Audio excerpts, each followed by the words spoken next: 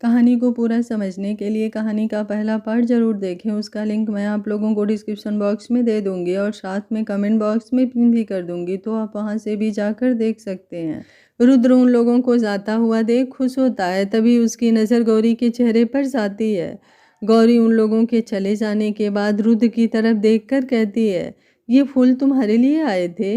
रुद्र हाँ में सिर हिला देता है और गौरी से कहता है, तुम्हें अब लेट नहीं हो रहा कि तुम यहाँ पर मुझसे बातें कर रही हो? तुम्हें डर नहीं लग रहा कि इस कंपनी के बॉस तुमसे नाराज हो जाएंगे? गौरी को तब याद आता है कि वो तो यहाँ पर काम के लिए आई है, तो वो रुद्र की तरफ देखकर कहती है, तुमने जैसा कहा है काश कि वैसा ही हो। अगर ऐसा हुआ तो मैं सच्ची बोल रही हूँ, तो मैं तुम्हें अपने हाथ का बना हुआ गाजर का हलवा खिलाऊंगी। तुम उसे खाकर खुश हो जाओगे, क्योंकि धीरज को भी बहुत ज़्यादा पसंद है। रुद्र गौरी को बातों को सुन रहा था। उसे गौरी की आवाज़ काफ़ी ज़्यादा मीठी लग रही थी, लेकिन जब उसने गौरी के मुंह से ये सुना कि वो धीरज के लिए भी गाजर का हलवा बनाया था, ये सुनकर उसका मुंह सिकुड़ जाता है और वो थोड़ा गुस्से में कहता है, तुमने धीरज के लिए भी गाजर का हलवा बनाया था? और मन में कहता है, कौवे को भी गौरी के हाथ का खाना खाने को मिल गया, लेकिन मुझे गौरी के हाथ एक गिलास पानी पीने तक को नहीं मिला। इस समय रुद्र की शक्ल किसी बच्चे की तरह लग रही थी, जलते हुए, मानो जैसे कि उसके सबसे बड़े दुश्मन को उसकी पसंदीदा चीज़ दे दी हो और रुद्र बस उसको देखने के सिवा कुछ नहीं कर पा रहा हो। अपने ही ख्यालों में धीरज को खूब सुना रहा था। गौरी अपनी ही धुन में मगन होने के कारण इसलिए वह हाँ में सर हिला देती है और अपनी बात को कंटिन्यू करके कहती है, यूँ बात यह है कि जब मैं कुछ काम करने से पहले कुछ ज़्यादा नर्वस हो जाती हूँ और लेकिन बिना कोई परेशानी के मेरा वो काम हो जाता है, तब मैं गाजर का हलवा बनाकर खाती हूँ। मेरा काम पूरा हो जाने पर मैं अपने आप को क्रेडिट देती हूँ। और ऐसे ही एक दिन धीरज भी मेरे घर पर आ गया था और फिर उसने भी मेरे हाथ का गाजर का हलवा खाया था, तो उसे बहुत ज़्यादा पसंद आया था। रुद्र कुछ सोचकर मुस्कुराता है और कहता है, ठीक है, तुम्हें जाना नहीं है? गौरी बाय कहकर वहां से चली जाती है। रुद्र गौरी को जाता देखकर कहता है, आज तक मैं बहुत सी लड़कियों से मिला हूँ, लेकिन ये लड़की सबसे अलग है। इसके अंदर बचपना भी है, मासूमियत भी है और एक प्यारा सा दिल भी। और कभी कभी तो मुझे ऐसा लगता है कि कहीं मैं इसकी मासूमियत में ही ना खो जाऊं। कोई इतना मासूम कैसे हो सकता है? यही सब सोचता रुद्र उस लिफ्ट से बाहर निकल जाता है। गौरी लिफ्ट के बाहर आकर कुछ सोच में पड़कर कहती है, मैं यहाँ से कहाँ जाऊँ? मुझे कुछ समझ नहीं आ रहा। फिर वो एक रूम की तरफ देखकर उस रूम की तरफ बढ़ जाती है। गौरी रूम के अंदर पहुंचकर वो दिखती है कि वो रूम एक केबिन टाइप का है और वहाँ पर कई सारी लड़कियाँ बैठी हुई हैं। वो लड़कियाँ अपने काम में प्रोफेशनल लग रही थी और वो सभी की सभी अपना काम कर रही थी। गौरी चुपचाप से खड़ी होकर वहाँ पर देखने लगती है। अभी उस कमरे में एक लड़की आती है और वो गौरी की तरफ देखती है। क्या तुम गौरी हो जिसने आज ही ज्वाइन किया है? वो लड़की गौरी से सवाल पूछती है। गौरी भोली सी शक्ल बनाकर हाँ में सिर हिला देती है, क्योंकि वो वहाँ का माहौल देख रही थी कि वहाँ पर सभी कैसे अपने काम में बिजी हैं, तो वो पहले दिन ही बहुत ज़्यादा नर्वस हो चुकी थी। वो लड़की मुस्कुराकर गौरी की तरफ देखकर कहती है, मेरा नाम महिमा है और मैं एक पर्सनल असिस्टेंट हूँ। गौरी हाँ में सिर हिला देती है, क्योंकि वो देख रही थी कि यहाँ पर कई सारी लड़कियाँ बैठकर काम कर रही हैं। यानी कि यहाँ पर जितनी भी लड़कियाँ मौजूद है वो सारी बिग बॉस की कंपनी के लिए काम कर रही हैं। और उनको काम करता देख गौरी को अंदर ही अंदर बहुत ज़्यादा घबराहट हो रही थी। उसे समझ नहीं आ रहा था कि अगर उसे भी इनकी तरह काम करना पड़ा तो वो कैसे करेगी, लेकिन वो जैसे तैसे हिम्मत करती है। मुझे कैसे भी करके अपने मम्मी पापा को ढूंढना है और मुझे इस जॉब की भी ज़रूरत है, अपने आप को समझाते हुए गौरी मन में कहती है। तो आप मुझे अपनी डॉक्यूमेंट्स दे देना, महिमा ने गौरी से कहा। गौरी अपने ख्यालों से बाहर आकर अपने हाथों में लिए डॉक्यूमेंट महिमा को पकड़ा देती है। महिमा उन डॉक्यूमेंट्स को लेकर गौरी की तरफ इशारा करके कहती है, आप जाकर उधर बैठ जाइए और अभी मैं थोड़ी देर में आपको आकर बताती हूँ कि आपका काम क्या है। इतना कहकर महिमा वहाँ से चली जाती है। महिमा के चले जाने के बाद गौरी उस जगह को देखती है और धीरे धीरे उस जगह की तरफ बढ़ती है और उस जगह पर पहुंचकर वो अपने पर्स को टेबल पर रखती है और अपनी चेयर पर जाकर बैठ जाती है। गौरी चुपचाप किसी छोटे बच्चे की तरह कुर्सी पर बैठी थी कि वो महिमा के आने का इंतज़ार कर रही थी। महिमा उस कमरे से बाहर आकर उसके सामने मौजूद और उस आलीशान केबिन के अंदर जाती है। अंदर रुद्र मौजूद होता है। रुद्र अपने सामने बैठे लोगों की तरफ देख रहा था। वो लोग वहाँ पर अपनी कंपनी के तरफ से प्रपोजल लेकर आए थे ताकि रुद्र उनकी कंपनी के साथ पार्टनरशिप कर ले, लेकिन रुद्र उन सबको साफ इनकार कर देता है। उनमें से कुछ लोग वहाँ से चले जाते हैं और उस कंपनी एम्प्लॉय वहाँ पर कुछ देर तक मौजूद रहते हैं, लेकिन महिमा के आ जाने के बाद वो भी उस केबिन से बाहर निकलकर चले जाते हैं। महिमा रुद्र के पास आकर बोली, बॉस आपने जैसा कहा था मैंने वैसे ही किया। गौरी को अभी तक नहीं पता है कि गौरी आपके अंदर में काम कर रही है। रुद्र महिमा के इस जवाब पर कुछ नहीं कहता और कुछ सोचकर एक फाइल निकालकर महिमा को पकड़ा देता है और कहता है, ये फाइल ले जाकर गौरी को दे दो और उसे कहो कि वो जल्दी से इस फाइल को कंप्लीट करे। महिमा उस फाइल की तरफ देखकर थोड़ा घबरा जाती है और कहती है, बॉस ये तो हमारी कंपनी की सबसे ज़रूरी प्रोजेक्ट की फाइल है और आप इसे गौरी को करने के लिए कह रहे हैं। आपको डर नहीं कि गौरी इस प्रोजेक्ट को बिगाड़ सकती है? अगर इस प्रोजेक्ट की प्रेजेंटेशन में ज़रा सी भी गड़बड़ी हुई तो इससे आपको कितना बड़ा लॉस हो सकता है। मैंने तुमसे जितना कहा है तुम चुपचाप से जाकर उतना करो, रुद्र थोड़ा गुस्से में कहता है। महिमा बोली, ठीक है कहकर वो फाइल उठा लेती है और उस केबिन से बाहर चली जाती है। रुद्र महिमा के चले जाने के बाद अपनी चेयर से खड़ा होता है और एक मुस्कान के साथ कहता है, बेस्ट ऑफ लक गौरी। महिमा केबिन से बाहर जाकर गौरी को वो फाइल पकड़ा देती है। तुम्हें इस फाइल की प्रेजेंटेशन तैयार करनी होगी और ये प्रोजेक्ट हमारी कंपनी के लिए बहुत ज़्यादा ज़रूरी है, तो तुम इस प्रेजेंटेशन को अच्छे से तैयार करना।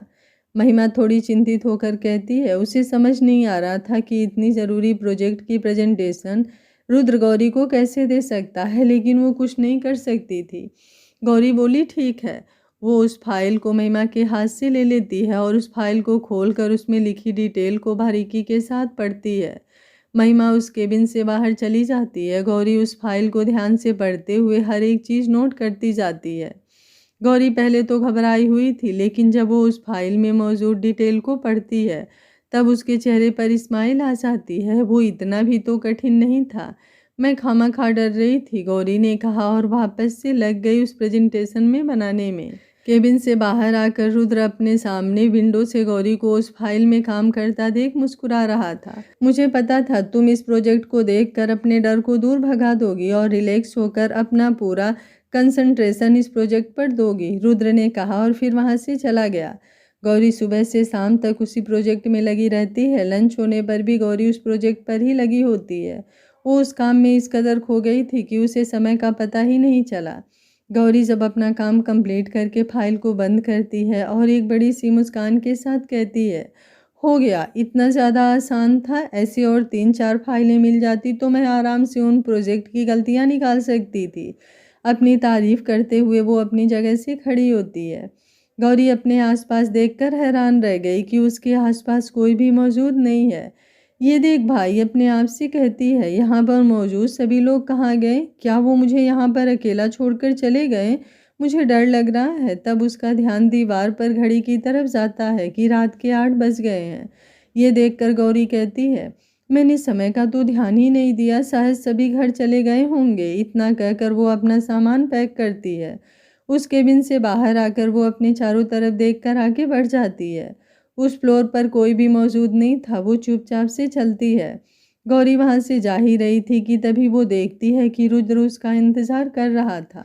ये देखकर उसके चेहरे पर एक बड़ी सी स्माइल आ जाती है और वो तसल्ली करते हुए कहती है, थैंक गॉड, ये इंसान तो यहाँ पर रुका हुआ है, वरना तो कुछ और देर ऐसे मैं अकेले चलती तो मैं यहीं पर बेहोश हो जाती। यहाँ पर कितनी शांति है। गौरी रुद्र के पास आकर मुस्कुराकर कहती है, तुम मेरा इंतजार कर रहे थे?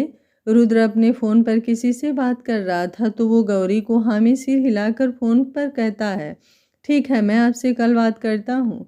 इतना कहकर रुद्र फ़ोन रख देता है। गौरी कुछ सोच कर कहती है, लेकिन तुम मेरा इंतज़ार क्यों कर रहे थे? एक पल को गौरी की खुशी भी थी कि रुद्र वहाँ पर रुका था, लेकिन दूसरे पल वो सोचती है कि रुद्र वहाँ पर किसका इंतज़ार कर रहा है। तुम्हें ऐसा क्यों लगता है कि मैं तुम्हारा यहाँ पर इंतज़ार कर रहा था? वो तो मेरी कोई ज़रूरी कॉल थी जिसकी वजह से मुझे यहाँ पर रुकना पड़ा। फिर मैंने सोचा कि क्यों ना तुम्हारी ख्वाहिश को पूरा कर दिया जाए, रुद्र ने कहा। क्योंकि रुद्र को गुस्सा आ रहा था। उसे समझ नहीं आ रहा था कि गौरी उससे ऐसे सवाल कैसे पूछ सकती है कि वो उसका यहाँ पर इंतज़ार क्यों कर रहा था। वो यहाँ पर उसी का तो इंतज़ार कर रहा था, लेकिन वो ये दिखाता नहीं है कि उसे गुस्सा आ रहा है। कौन सी ख्वाहिश? मैंने तुम्हें कब अपनी ख्वाहिश बताई? गौरी कुछ सोचते हुए मासूमियत के साथ पूछती है।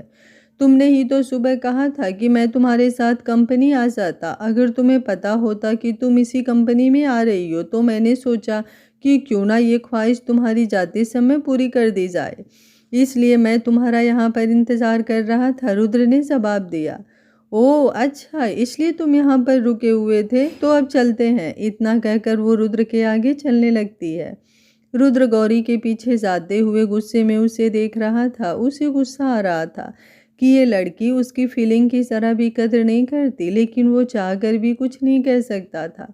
नीचे आकर रुद्र गाड़ी में बैठता है और गौरी को बैठने का इशारा करता है।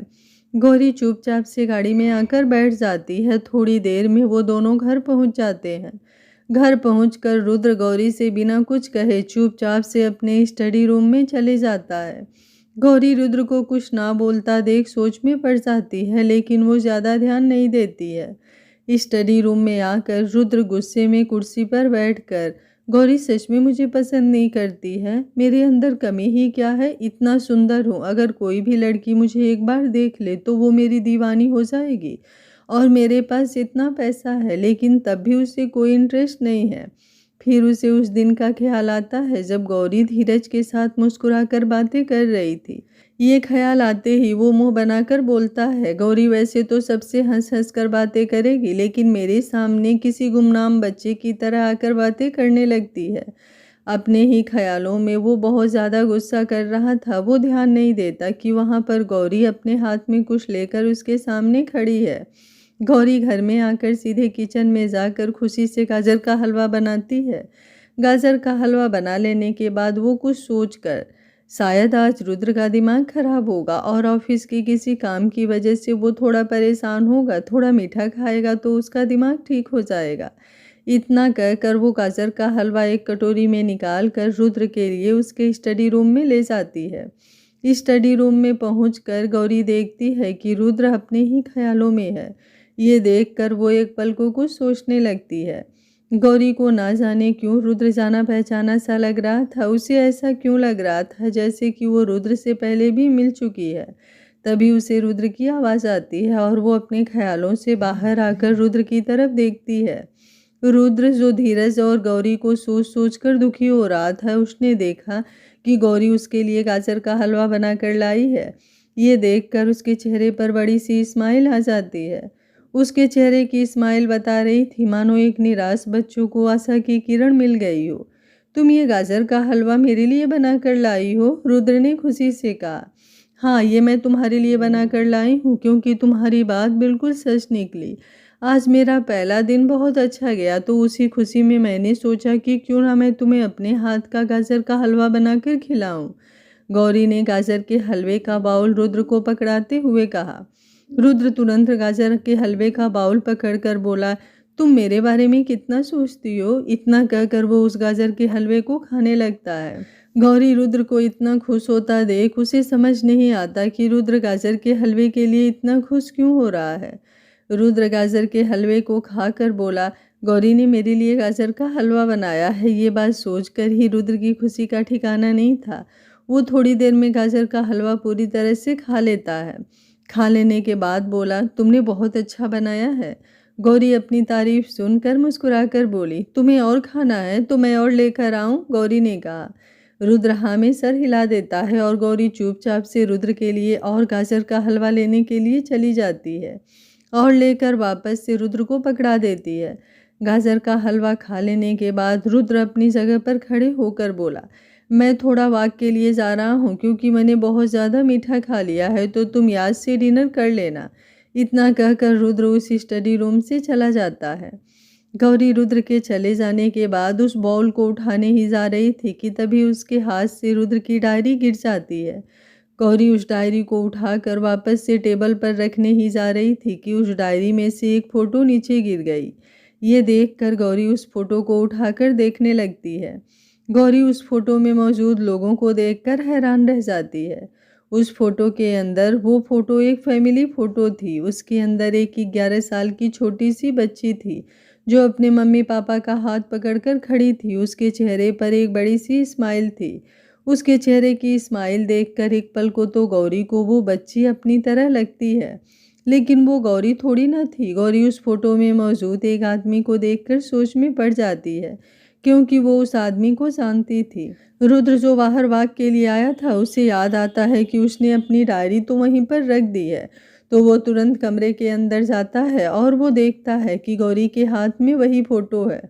उस फोटो को देखकर रुद्र गौरी के हाथ से उस फोटो को लेकर वापस से डायरी में रख कर बोला, गौरी तुम कहाँ खो गई? गौरी अपने ख्यालों से बाहर आकर नामे सिर हिला देती है और कुछ सोचकर बोली, ये फोटो किसकी थी? रुद्र गौरी के सवाल पर, ये फोटो मेरे पड़ोस में रहने वाली एक आंटी की बेटी की थी, लेकिन अब वो यहाँ से जा चुकी है। अब वो कहाँ रहती है किसी को नहीं मालूम, रुद्र ने गौरी से कहा। गौरी रुद्र की ये बात सुनकर कुछ ना कहकर उस कमरे से बाहर आ जाती है और अपने कमरे में कुछ सोचकर वो चुपचाप से जाकर सोफे पर सो जाती है। रुद्र गौरी को यूं अपने ख्यालों में खोया हुआ देखकर ज़्यादा ध्यान नहीं देता और वो स्टडी रूम से बाहर आकर अपने कमरे में जाकर देखता है कि गौरी सो चुकी है। ये देखकर वो गौरी को संभाल कर सोफे से उठाकर बिस्तर पर ले जाकर लेटा देता है। गौरी को बिस्तर पर लेटा देने के बाद वो वापस से जाकर सोफे पर लेट जाता है और वो गौरी को देखते देखते सो जाता है। गौरी सो रही थी। उसने अचानक से अपनी आंखें खोलकर रुद्र की तरफ देखकर बोली, तुम इतने अच्छे क्यों हो? तुम सोफे पर सो नहीं पाते हो, लेकिन तब भी तुम उस सोफे पर सोने के लिए तैयार हो। अगर तुम मेरे लिए इतने अच्छे रहे तो मुझे डर है कि शायद मैं अपना फैसला बदल लूँ। यही सब सोचते सोचते गौरी सो जाती है।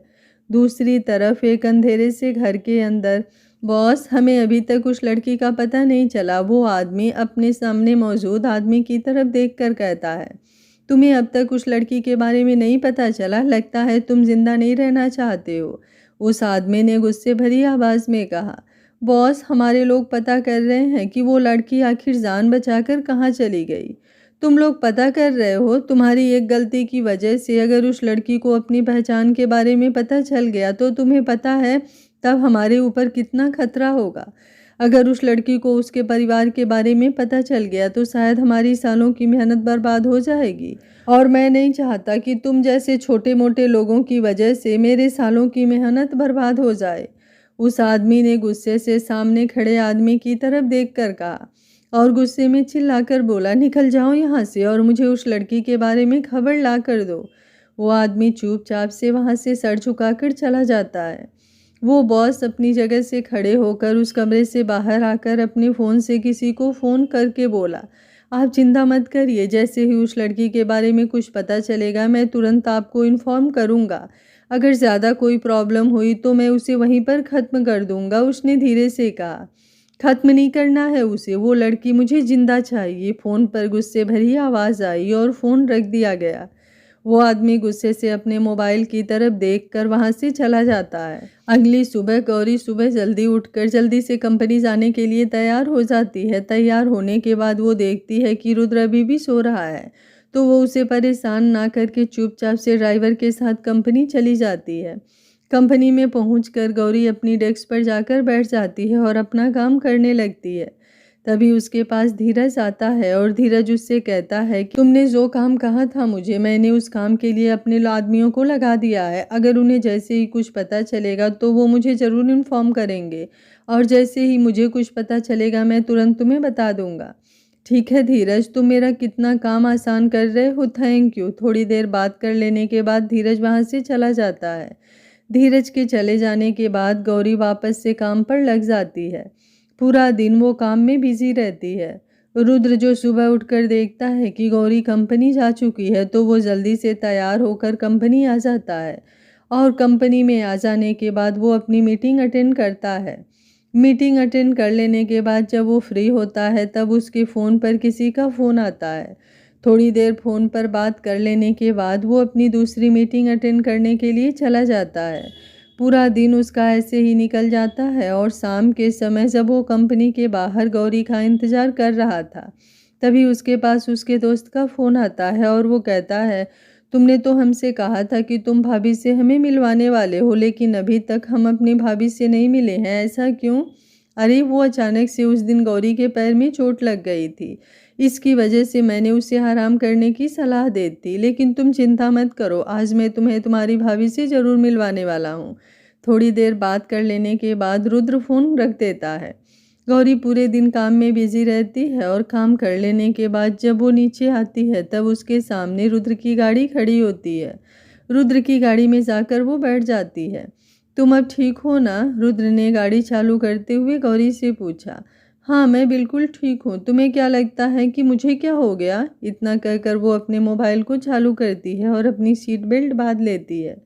मेरे कहने का मतलब है कि मैं आज तुम्हें मेरे दोस्तों से मिलवाने वाला हूँ, क्योंकि वो बहुत ज़्यादा जिद कर रहे हैं कि उन्हें तुमसे मिलना है। रुद्र ने यू टर्न लेते हुए गौरी से कहा। गौरी मोबाइल में कुछ देखते हुए बोली, मुझे तो नहीं लगता कि तुम्हारे दोस्त मुझसे मिलना चाह रहे होंगे, मुझे तो ऐसा लग रहा है कि तुम ही मुझे उनसे मिलवाना चाह रहे हो। गौरी की ये बात सुनकर रुद्र चुप हो जाता है। गौरी अचानक से रुद्र को शांत होता देख बोली, मैं मजाक कर रही थी और मैं तुम्हारे दोस्तों से मिलने के लिए तैयार हूँ। गौरी अपने मोबाइल में लगी रहती है और रुद्र गाड़ी चलाने में बिजी रहता है। वो गाड़ी एक बड़े से एक्सपेंसिव होटल के सामने जाकर रुकती है। अचानक गाड़ी रुकने पर गौरी अपने फ़ोन को ऑफ करके गाड़ी से उतर जाती है। रुद्र भी गाड़ी से उतर जाता है। गौरी अपने सामने एक्सपेंसिव होटल को देखकर बोली, ये तो इस शहर का सबसे महंगा होटल है। हाँ, मैंने केशव से कहकर पहले ही इस होटल में वीआईपी रूम बुक करवा दिया है, तो हमें यहाँ पर रुकने की ज़रूरत नहीं होगी, रुद्र ने कहा। गौरी चलते हुए बोली, अमीर होने के भी अपने फ़ायदे हैं, हम अपनी सारी ख्वाहिशों को पूरा कर सकते हैं, बस हमारे पास ख्वाहिशों को पूरा करने के लिए पैसे होने चाहिए। गौरी की ये बात सुनकर रुद्र बोला, तुम भी तो अमीर हो क्योंकि तुमने मुझसे शादी की है, रुद्र ने कहा। मेरे कहने का मतलब है कि तुम बचपन से ही एक अमीर फैमिली में पैदा हुए हो, तो तुम्हें ये नहीं पता होगा कि हम लोग कैसे जीते हैं। जैसे कि अगर तुम्हें कुछ अच्छा खाने का मन है तो तुम फिर होटल से मंगवा लोगे या फिर तुम अपने घर में कुक से कहकर उसे बनाने के लिए कह दोगे, लेकिन साधारण लोग ये सब काम खुद ही करते हैं। एक साधारण जिंदगी और अमीर से भरी हुई जिंदगी में बहुत ज़्यादा फर्क है, गौरी ने अंदर जाते हुए कहा।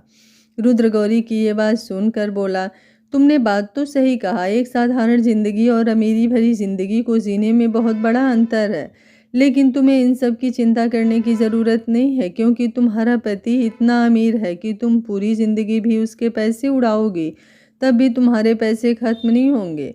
तुम अपने मन मुताबिक जी सकती हो। इतना कहकर वो एक रूम का दरवाज़ा खोलता है और गौरी का हाथ पकड़कर अंदर ले जाता है। गौरी अंदर पहुंचकर वहां के रूम को देखती है और वहां पर मौजूद लोगों को देखकर गौरी धीरे से बोली, तुम्हारे दोस्तों को देखकर तो लग रहा है जैसे कि वो भी तुम्हारी तरह बिजनेसमैन हैं। हाँ, तुमने बिल्कुल सही पहचाना, चलो आओ मैं तुम्हें उनके बारे में बताता हूँ। इतना कहकर वो गौरी को वहां पर ले जाता है। केशव जो अपने सामने बैठे इंसान से बातें कर रहा था, उसने देखा कि उसके भाई और भाभी दोनों आ गए हैं। ये देखकर वो तुरंत अपनी जगह से खड़े होकर बोला, भाभी आप इधर आकर बैठ जाइए। गौरी केशव की ये बात सुनकर बोली, रुद्र हमें वहां पर चलना चाहिए, ठीक है? इतना कहकर गौरी केशव के पास वाली खाली जगह पर बैठने का इशारा करती है। गौरी चुपचाप से उस जगह पर बैठ जाती है। गौरी के बैठ जाने पर रुद्र भी गौरी के पास खाली जगह पर बैठ जाता है। केशव अपनी भाभी को देखकर बोला, भाभी चलो मैं आपको सबसे मिलवाता हूँ। इतना कहकर वो एक आदमी की तरफ इशारा करके बोला, इनका नाम युवराज शेखावत है और ये शेखावत इंडस्ट्रीज के इकलौते वारिस हैं। युवराज के पास ही मौजूद एक आदमी की तरफ इशारा करके कहता है, इनको तो आप जानती ही होंगी, महेश, जिन्होंने आपकी और भाई की शादी करवाई थी। गौरी हाँ में सिर हिला देती है। तभी उस रूम का दरवाज़ा खुलता है और उसमें से एक लंबा चौड़ा फिगर वाला आदमी मुस्कुराता हुआ अंदर आकर रुद्र के पास खाली जगह पर बैठकर बोला, मैं लेट तो नहीं हो गया? केशव उस आदमी की तरफ देखकर ना में सिर हिला देता है। केशव उस आदमी की तरफ देखकर बोला, भाभी ये करण है, भाई का बेस्ट फ्रेंड। गौरी करण की तरफ देखकर उससे हैंडशेक करती है। करण मुस्कुराकर बोला, भाभी आपसे मिलकर अच्छा लगा और मैं कब से इस रुद्र के बच्चे से कह रहा था कि मुझे आपसे मिलना है, लेकिन ये मुझे आपसे मिला ही नहीं चाह रहा था, इसे डर था कि कहीं मैं इसकी बुराई ना कर दूं आपके सामने। इतना कहकर करण हंसने लगता है। तुम्हारा हो गया, लगता है मुझे फ़ोन करके तुम्हारी छुट्टी कैंसिल करवानी पड़ेगी, रुद्र ने धीरे से कहा। तुम चाहकर भी ऐसा नहीं कर सकते हो, तुम मेरे दोस्त हो, तुम ऐसा कैसे कर सकते हो, करण थोड़ा नाराज होते हुए कहा। गौरी करण को इस तरह दुखी होता देख आपको क्या मज़ा मिलता है हम जैसे मासूमों को परेशान करके। गौरी की ये बात सुनकर वहाँ पर मौजूद सभी लोग हंसने लगते हैं। गौरी को समझ नहीं आ रहा था कि वहाँ पर लोग हंसने क्यों लगे, कहीं कुछ गलत तो नहीं कह दिया था उसने। रुद्र गुस्से भरी नज़रों से वहाँ पर मौजूद सभी को देखता है तो सब लोग चुप हो जाते हैं। अचानक सबको चुप होता देख गौरी बोली, मैंने कोई मजाक कर दिया क्या? मासूमियत के साथ केशव की तरफ देखकर वो पूछ रही थी। नहीं भाभी, आप पहली लड़की हैं जिन्होंने इतनी आसानी से भाई को डांटा, इसलिए सबको हंसी आ गई कि अब उनके दोस्त को भी कोई कंट्रोल करता है। गौरी उसकी बात सुनकर बोली, ओह लेकिन मैं तुम्हारे भाई को कंट्रोल नहीं करती, उसे जैसे जीना है वो जी सकता है। गौरी को ऐसा बोलता देख रुद्र चुपचाप उसे सुनता है। करण गौरी की तरफ देखकर बोला, आपने मुझे पहचाना? गौरी कुछ सोचते हुए बोली, मैंने आपको नहीं पहचाना। क्यों, हम पहले भी मिल चुके हैं क्या? सच में आपने मुझे नहीं पहचाना? इतना कहकर वो आगे बात कंटिन्यू करने ही जा रहा था कि उसकी नज़र एक आदमी पर जाकर रुक जाती है और उसके मुंह से निकलता है, विराट। अचानक से करण को रुकता देख गौरी कुछ सोचकर करण जिस दिशा में देख रहा था उस दिशा में देखती है तो उसे वहां पर एक आदमी वाइट टी शर्ट जिसके ऊपर के 2 बटन खुले हुए थे और उसके हाथ में रेड वाइन की एक बोतल जिसे वो एक अंदाज के साथ अपने लिए ड्रिंक बना रहा था। एक पल को तो गौरी उसे देखती ही रह जाती है। कोई इतना सुंदर कैसे हो सकता है? वो आदमी रुद्र के बराबर ही सुंदर था या थोड़ा ज़्यादा, ये बताना तो नामुमकिन सा था क्योंकि उस आदमी के आसपास का ऑरा काफ़ी ज़्यादा शांति भरा था। उसके चेहरे के फीचर्स जितने ज़्यादा अच्छे थे उतनी ही उसकी नज़रों में एक ठंडापन था। वो आदमी चुपचाप से एक जगह पर बैठा हुआ था, उसे वहाँ पर मौजूद लोगों से कोई फर्क नहीं पड़ रहा था। विराट उस रूम में होने पर भी अपनी नामौजूदगी को दर्शा रहा था, मानो उसका शरीर तो इस कमरे में है लेकिन उसकी आत्मा कहीं और ही भटक रही है। गौरी इस आदमी की तरफ देखकर कुछ सोचने लगती है। उसे ना जाने क्यों ऐसा लग रहा था जैसे कि वो विराट से पहले भी मिल चुकी है कि तभी उसे रुद्र की आवाज़ आती है। वो अपने ख्यालों से बाहर आकर रुद्र की तरफ देखने लगती है। गौरी, तुम खाना खाओ, तुमने सुबह से कुछ नहीं खाया है। रुद्र ने खाने की तरफ इशारा करते हुए गौरी को खाना खाने की सलाह दी क्योंकि उसे गौरी की चिंता हो रही थी। उसने सुबह से लंच नहीं किया था। गौरी हाँ में सिर हिला देती है और खाने की तरफ देखने लगती है।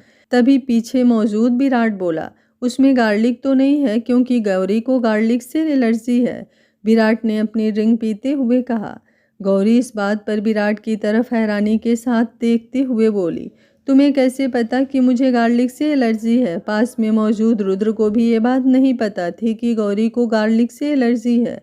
फिर उसके दोस्त को कैसे पता कि गौरी को गार्लिक से एलर्जी है? इसका जवाब विराट नहीं देता, वो अपनी ड्रिंक पीता है। गौरी उसे शक भरी नज़रों से देख रही थी क्योंकि ये बात उसकी मम्मी के सिवा किसी को नहीं पता थी। फिर विराट को कैसे पता कि उसे गार्लिक से एलर्जी है? रुद्र गौरी की तरफ देखकर बोला, तुम चिंता मत करो, मैं तुम्हारे लिए दूसरा खाना ऑर्डर करता हूँ जिसमें गार्लिक ना हो, जिसे तुम आसानी से खा सको। और तुमने ये बात मुझे पहले क्यों नहीं बताई कि तुम्हें गार्लिक से एलर्जी है? गौरी रुद्र के इस सवाल का कोई जवाब नहीं देती, वो बस एक टक नज़रों से विराट की तरफ देख रही थी। विराट इन सब से बेखबर होकर सिर्फ अपनी ड्रिंक एंजॉय कर रहा था।